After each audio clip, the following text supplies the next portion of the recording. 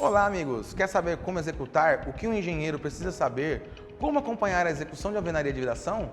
Como a amarração de alvenaria deve ser feita? Fique nesse vídeo que eu quero te mostrar como você deve acompanhar esse serviço na obra.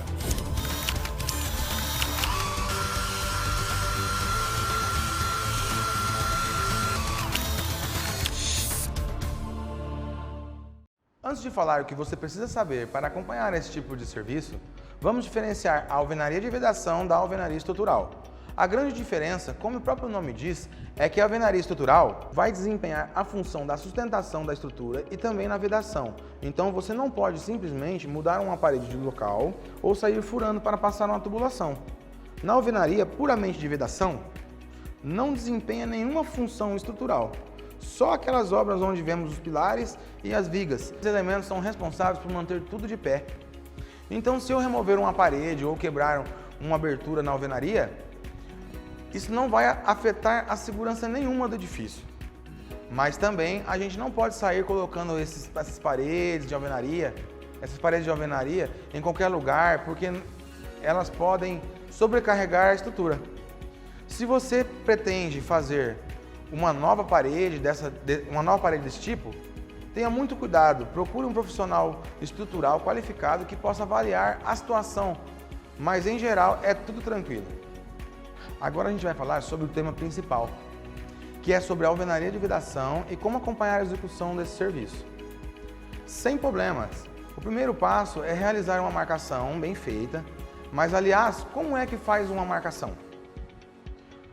Como que é que se realiza a marcação? É a primeira afiada, como se diz, os blocos cerâmicos ou os tijolos, no linguajar mais comum aí da obra. Então, realmente é pegar a planta daquele trecho que você vai executar e começar a fazer a primeira afiada de todas as paredes daquele espaço que você vai escolher. A partir de um ponto da referência que for melhor para você, mas seja um ponto que ninguém vai mover, como um pilar, por exemplo. A partir desse ponto, você vai pegar o projeto e começar as medições e a execução das marcações. Mas se você preferir fazer as primeiras duas fiadas das paredes depois que realizar as marcações de todas as paredes, o ideal é fazer a marcação, confira se está tudo certinho, porque é um passo muito importante. Mais na frente desse vídeo aí, vamos falar um pouco dos parâmetros que precisam ser conferidos. Se algo estiver errado, você vai poder corrigir logo na primeira fiada. E se algo estiver errado, você já tiver feito várias fiadas ou até mesmo parede completa, você vai ter trabalho. Você vai ter que refazer, então não compensa. É um prejuízo de material, prejuízo de tempo. Então sempre faça esse passo. É mais importante, mais fácil corrigir logo no começo do que depois. Como na medicina, quanto mais cedo você descobre qualquer doença, mais fácil de tratar é essa patologia. Bem, quando for sendo feito, já é ideal ir deixando no nível as paredes das fiadas que forem vir em breve, que fiquem no nível com mais facilidade. E como confere o nível? É um parâmetro muito importante para esse evento. Existem níveis a laser que facilita, mas normalmente são mais utilizados na aplicação de cerâmicas e pedras, porcelanatos, também muito essencial na parte da topografia. Na alvenaria é comum o uso da famosa mangueirinha com água. E esse método é bem comum nas obras brasileiras, principalmente nas obras de pequeno porte. Mas como que você vai saber se essa mangueira está correta? Como você vai utilizar corretamente esse nível, utilizando uma mangueira? Você vai pegar uma mangueira grande, vai encher ela com água, mas não completamente, e vai unir as duas pontas. Você vai fazer com que a água das duas pontas fique exatamente no mesmo nível.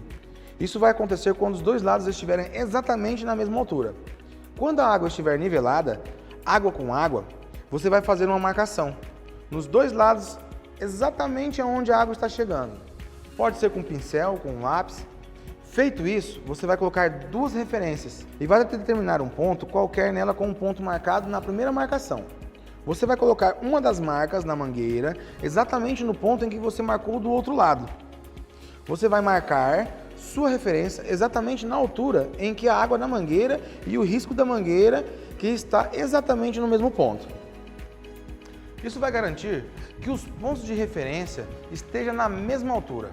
Aí você vai pegar uma trena e medir a distância de um ponto de referência do bloco cerâmico dos dois lados. E se for a mesma altura, significa que você está no nível. Se não, você precisa corrigir e deixar da forma correta no nível. E por fim, é claro que você não vai fazer isso o tempo todo, para cada tijolo colocado. Para alinhamento com 2 tijolos no mesmo nível, você vai pegar uma linha, pode ser de barbante, pode ser de uma linha de nylon, e ligar esses 2 pontos, de uma forma a se basear para deixar os blocos na altura correta. Cada fiada levantada é necessário bater o nível e passar essa linha para garantir que tudo fique correto. O nivelamento, feito isso, também tem mais um parâmetro que deve ser conferido, ainda nessa marcação.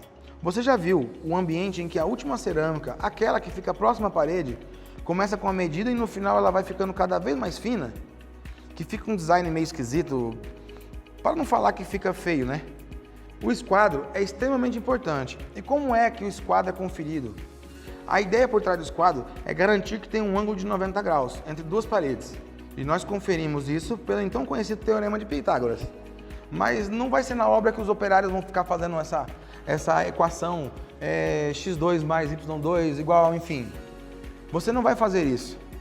Não tem um operário que tenha a obrigação de saber essas fórmulas.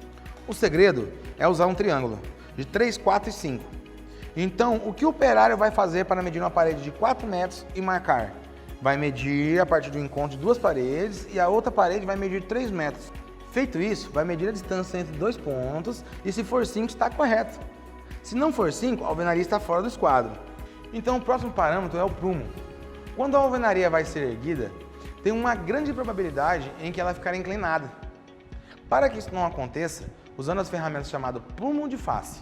O prumo vai ser encostado na parede e a sua parte superior e a parte inferior devem ficar faceando a parede, ou seja, nem encostado na parede, muito distante, e se ela estiver faceando a alvenaria, é porque ela está fora do prumo. Ou seja, a parede inclinada fica fora do prumo, o pessoal vai colocar um reboco um pouco mais grosso, e essa correção de reboco, fazendo para que tenha um serviço correto, vai gerar um prejuízo de material. Então, um pouco de zelo para realizar um prumo, você já consegue ter uma economia. Ainda bem, então, se o engenheiro está acompanhando a obra e ele deu um papel fundamental de reduzir custos. Então, ele não pode deixar detalhes assim passar desapercebido. E por fim, o último é a amarração. Basicamente, a amarração é o que mantém as paredes unidas. Então, para fazer a amarração, deve-se iniciar as fiadas do bloco cerâmico ou lajotas em sentidos alternados. Além disso, em casas também são feitas uma cinta de amarração, com a cinta de concreto por cima da alvenaria, que vai manter tudo unido. Beleza, então basicamente é isso. E vamos falar no próximo agora um pouco sobre as normas da ABNT a respeito da alvenaria de vedação.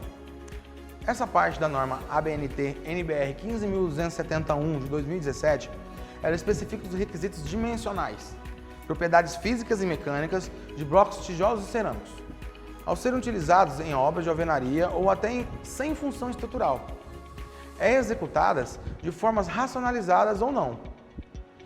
Ela especifica métodos para a execução dos ensaios dos blocos de tijolos cerâmicos, estruturais ou de vedação, sem deixar de fora a importância excessiva do uso dos equipamentos de proteção individual na construção civil.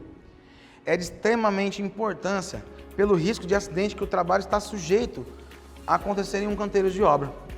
Por isso que o uso de equipamentos de segurança individual é essencial para suprir e proteger de possíveis danos da saúde e da equipe. São 7 EPIs para a construção civil que são extremamente necessários. Primeiro, o capacete de segurança. Segundo, óculos de proteção. Terceiro, a luva de segurança. Quarto, cinturões de segurança. 5, um dos mais importantes nos dias de hoje, ocorrido por causa do Covid-19, uma coisa muito séria que aconteceu entre a gente, que são as máscaras e respiradores. O sexto são protetores auditivos e o sétimo é os calçados com as normas do Inmetro. Vocês acabaram de acompanhar como é feito o acompanhamento e a execução por um engenheiro da obra de alvenaria de vedação. Meu nome é Alexandre Meneguin, espero que todos tenham gostado e aguardem meu próximo vídeo.